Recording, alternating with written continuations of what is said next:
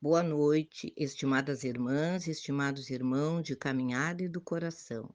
Hoje, 26 de agosto de 2022, a minha presença é para realizar a leitura do Evangelho segundo o Espiritismo e a lição de hoje é do capítulo 20, Os Trabalhadores da Última Hora. Está nas instruções dos Espíritos. O, o tema, Os Últimos Serão os Primeiros. Ditado por Constantino, Espírito Protetor, Bordeaux, 1863. No item 2. O trabalhador da última hora tem direito ao salário. Para isso, é preciso que sua vontade permaneça à disposição do Senhor que vai lhe oferecer o emprego, e que esse atraso não seja fruto de sua preguiça ou de sua má vontade. Ele tem direito ao salário porque, desde o amanhecer, esperava impaciente aquele que o chamaria para trabalhar. Era trabalhador, apenas lhe faltava o trabalho.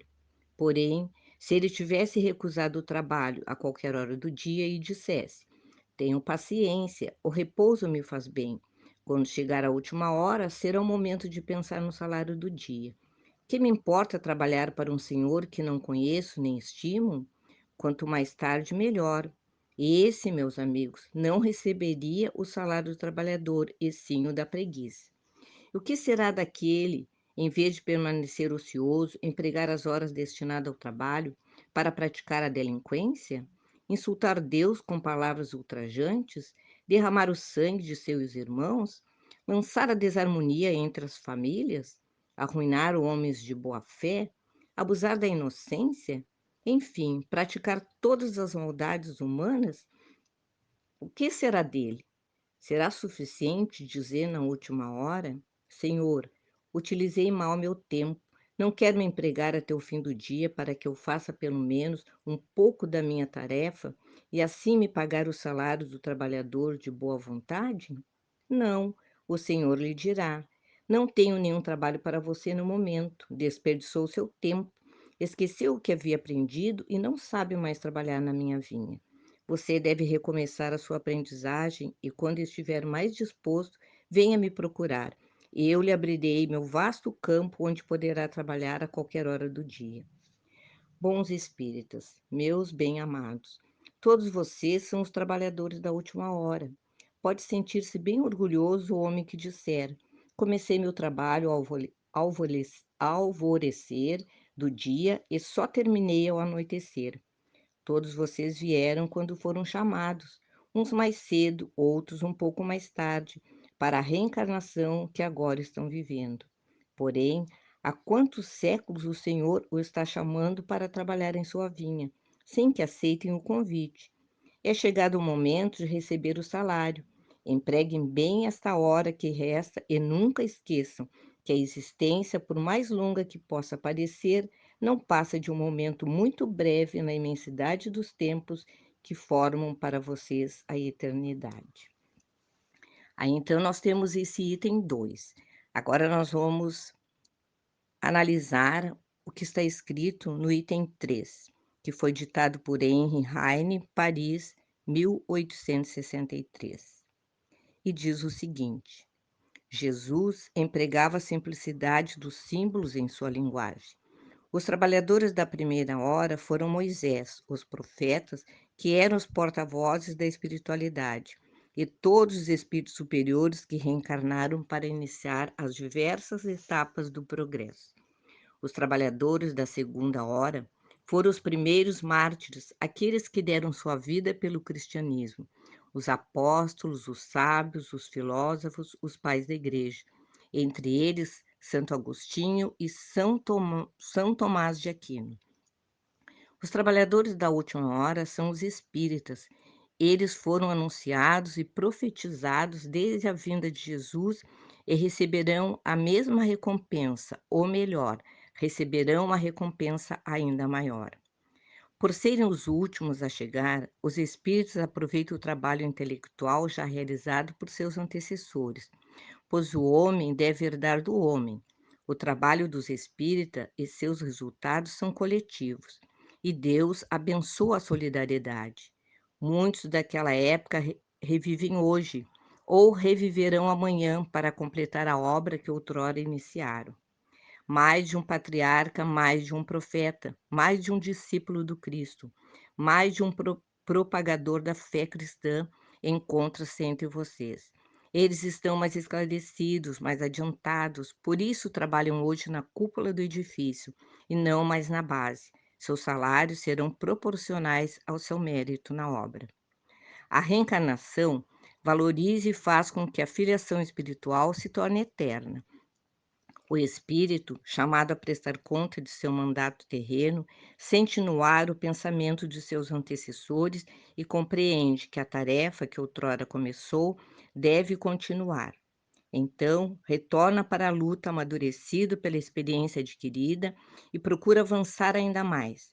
Todos os trabalhadores, tanto da primeira como da última hora, compreendem a profunda justiça de Deus e, em vez de lamentarem, passam a adorá-lo.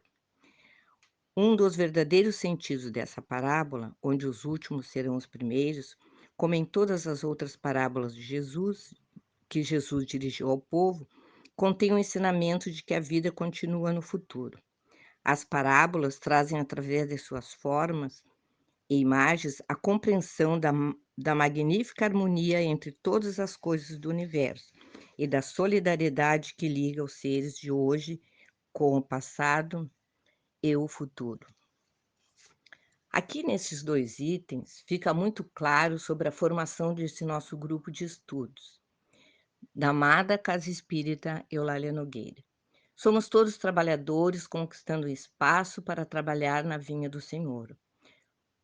Quanto mais permanecemos na busca de conhecimentos, maior será o nosso aprendizado e a oportunidade de nos transformarmos em semeadores dos ensinamentos e exemplos de Jesus.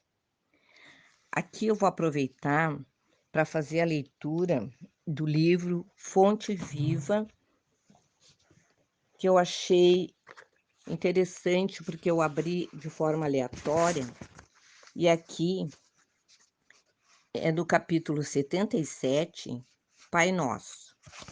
E ele diz o seguinte: a grandeza da prece dominical nunca será devidamente compreendida por nós, que lhe recebemos as lições divinas. Cada palavra dentro dela tem a fulguração de sublime luz. Do início, o Mestre Divino lança-lhe os fundamentos em Deus, ensinando que o Supremo Doador da vida deve constituir para nós todos o princípio e a finalidade das nossas tarefas. É necessário começar e continuar em Deus, associando nossos impulsos ao plano divino, a fim de que nosso trabalho não se perca no movimento ruinoso ou inútil. O Espírito Universal do Pai há de presidir-nos o mais humilde esforço na ação de pensar e falar, ensinar e fazer.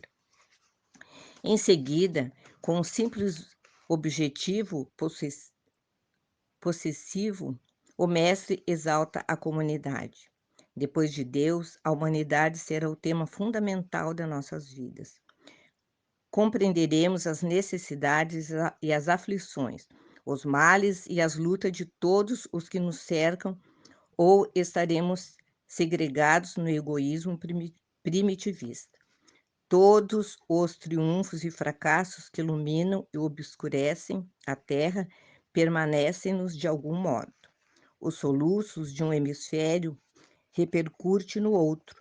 A dor do vizinho é uma advertência para a nossa casa. O erro de um irmão examinado nos fundamentos é igualmente nosso, porque somos componentes imperfeitos de uma sociedade menos perfeita, gerando causas perigosas, e por isso tragédias e falhas dos outros afetam-nos por dentro. Quando entendemos semelhante realidade, o império do eu passa a incorporar-se por célula bendita à vida santificante.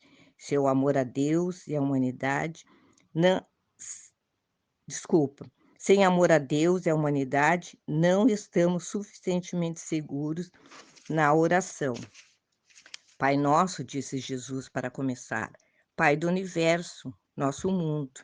sem nos associarmos aos propósitos do Pai na pequenina tarefa que nos foi permitido executar, nossa prece será muitas vezes simples repetição do eu quero, invariavelmente cheio de desejos, mas quase sempre vazio de sensatez e do amor.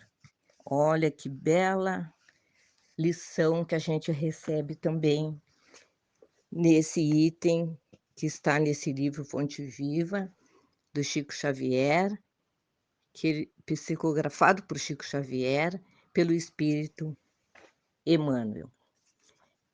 Então, aqui nós temos tantos exemplos de como buscar essa possibilidade de trabalhar na vinha do Senhor. Antes de finalizar, vamos pedir proteção, cuidados, amparo a todos os irmãos que estão escritos nos cadernos.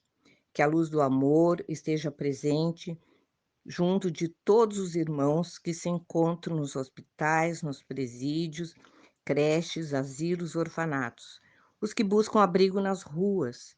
Também vamos pedir pelos nossos governantes para que sejam iluminados e conduzidos a cumprir com dignidade a missão que lhe foi confiada. Neste momento, vamos agradecer a Deus, ao Mestre Jesus, aos mentores espirituais que sempre estão presentes, intuindo na realização deste importante trabalho. Sem esquecer também de pedir pela fluidificação das nossas águas, que seja colocado o bálsamo da cura dos males físicos e espirituais, e que ao tomarmos, recebamos o merecimento das curas necessárias. Desejo a todos muita paz, um bom descanso. Obrigada pela atenção de todos. Que assim seja. Gratidão, receba o meu fraterno abraço.